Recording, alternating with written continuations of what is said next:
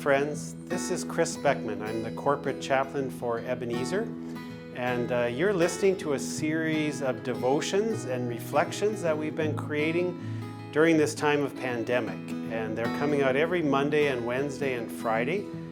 We hope you've been enjoying them as a bit of respite during this difficult time. We're also producing a series of worship services that are directed just for our Ebenezer families, and they are coming out every Sunday morning at 8 o'clock. Today in our series is number 20, and the reflection is called The Right Way. The Right Way. I'm a football fan, and I've been kind of wondering whether the new NFL football season is going to go forward.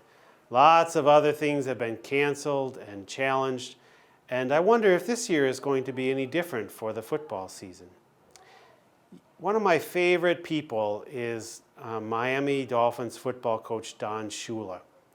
You actually probably know him better than I do because he just died a few days ago, and he was the age 90. So he was much more a contemporary of yours than mine. But he was also the winningest football coach, still is, in the entire National Football League. Recently, Don Shula was asked, of all the things in his life, his children, his grandchildren, all the things he did for charity, his football career, what was the most important thing that he wanted to be remembered for? He once coached an entirely perfect season, the only one in the NFL. He coached Dan Marino, one of the best quarterbacks ever in the game of football. He was summarily fired late in his career. What was the thing that he most wanted to be remembered for? And here's what he said. He said, "My teams always played hard. They always played right. They always played fair, and they always followed the rules."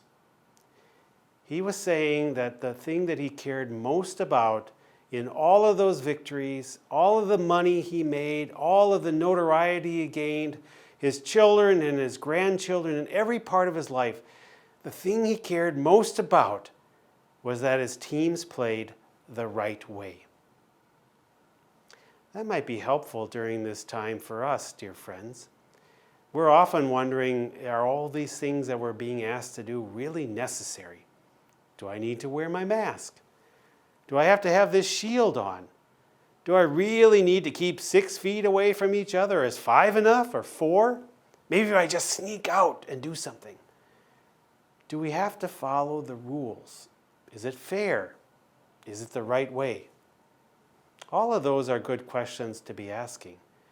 Don Shula wanted to be remembered that his teams played fair, they played hard, and they played by the right way. Whatever that means for us, dear friends, think about that. The point, though, that I really caught was not only that he talked about teams that played fair and by the rules and the right way, but he was focusing on the team, not on individuals. Did you hear that? He said, the team, my teams, always played right, always played fair, always played hard. You see, too often in our world, we get caught up in every time we hear a story like that, it's just about me. I have to play fair. I have to play hard. I have to play by the rules. When most often we should be thinking about the community. We as a community are struggling with what is right, what is fair, what is appropriate, not us as individuals. And oftentimes that can also be a blessing when we begin to think, I am overcome by all of that hard work and all of the difficulties, and that life doesn't seem fair or appropriate now. It's only when we reach out to others and realize that we are never on our own. We are never singular. We are always together, always in community, always in community with one another. You know, I have to admit, when I usually read the Bible, I get caught into this as well.